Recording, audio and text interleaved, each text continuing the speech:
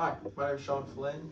I'm doing my presentation on Thomas Edison and how he affected media. Starting off, I just want to go over the early years of Thomas Edison. He was born in Milan, Ohio. He is the youngest of 7 other children. He was homeschooled because he was not a good student. So he never really paid attention in class, and his teachers would always say he was disruptive and just never did well. And his parents got really mad at this, so his mom pulled him from the school and she started homeschooling him. And during that time, he actually showed interest for mechanical things at a very young age. And they like to say that this is when his curiosity for his craft really started. At the same time, he lost almost all of his hearing at the age of 12 when a man tried to pick him up onto a train by his ears. A little fun fact. So his creation, what did he create? So Thomas Edison invented the phonograph in 1877.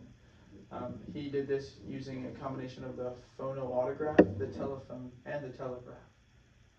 His first successful song recorded was Mary Had a Little Lamb, and right after he recorded this, he knew that it was going to be a hit, and he immediately went out and got a patent for it. And this was done, and that patent was received in 1878. How does it work? The phonograph, consists of a metal cylinder with foil that is wrapped around it. It had 2 needles on it, one for recording and one for playback.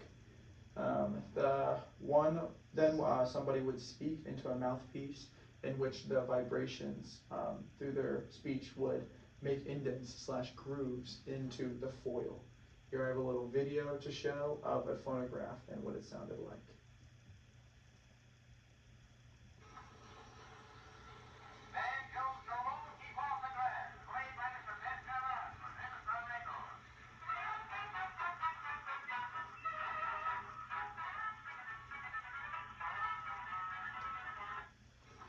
So, as you can see right here, this is the tin foil roll.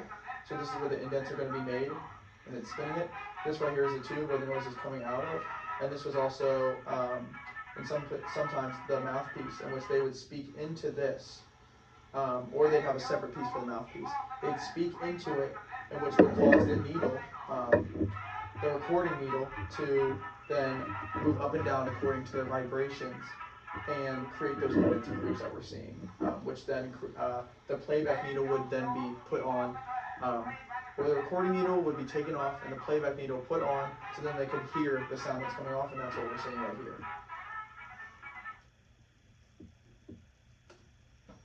here. How did this change the world? During this time, there was minimal outlets for music.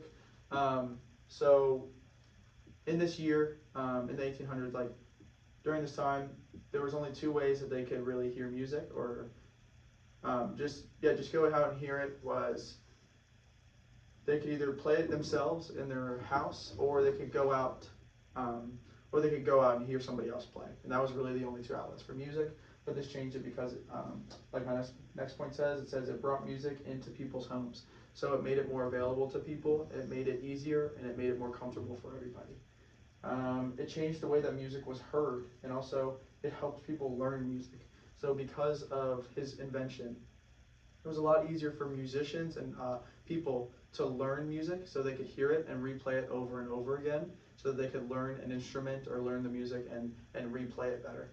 But it also helped musicians because they could hear it, hear what they liked, hear what they didn't like, and from there they could change the way that the music that they wrote, so that it would sound better through this phonograph.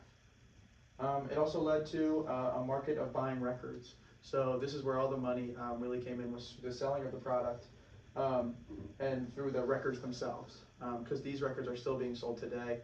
But back then, they were selling these records, and it became a huge market during this time. What is Thomas Edison's legacy?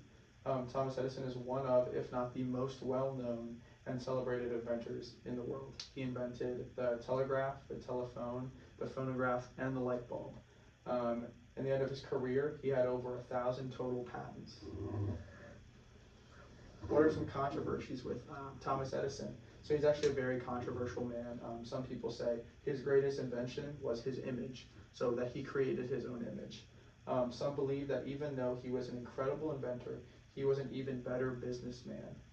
He was a professional modifier. So what they mean by when they say this is that he would actually take people's original inventions and then just modify them and make them into his own thing. So he didn't actually invent them, he would just modify them and create them and put his name on it so that he could make money from it.